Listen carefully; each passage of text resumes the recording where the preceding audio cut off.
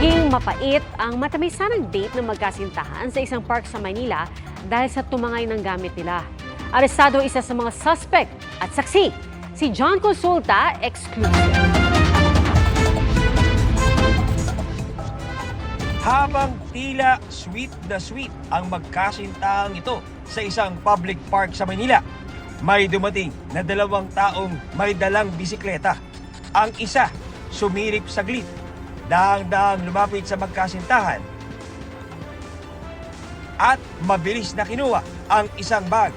Agad umalis ang dalawang salarin sakay ng bisikleta. Malamang binabantayan na ito ng mga suspect natin. Nagkaroon ng pagkakataon, nilapitan nung lalaki, kinuha yung bag at pinasa dun sa kasamahan niya na si alias Salve. At umalis na sila at makikita naman natin dun na hindi napansin nito mga biktima natin yung pangyayari. Natukoy at naaresto ang isa sa mga suspect, isang babaeng 3 buwang buntis. Umamin siya sa krimen. 700 lang po yun. Laptop at saka isang. Bakit mo nagawa po?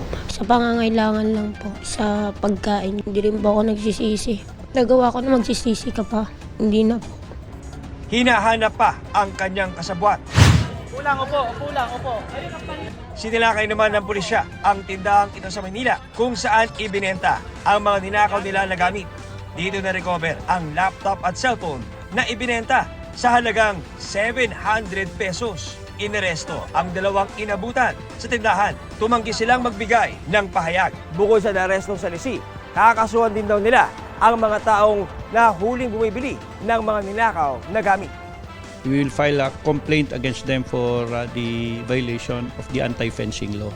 Kasi sa kanila po binenta yung salisi nitong mga suspect natin at dapat hindi ho sila dapat bumibili ng mga bagay na nga ninakaw.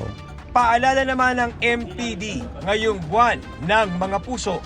Kung sakaling nasa mga lugar tayo, mga open spaces, mga pasyalan, kung po pwede yung mga bag natin, wag natin ilagay sa gilid o sa likuran, ilagay na lang natin sa harapan natin para makikita natin at hindi tayo masasalisihan katulad yung nangyari. Para sa GMA Integrated News, John Consulta ang inyong saksi. Mga kapuso, sama-sama tayong maging saksi. Mag-subscribe sa GMA Integrated News sa YouTube at para sa mga kapuso abroad, samahan niyo kami sa GMA Pinoy TV at sa www.gmanews.tv.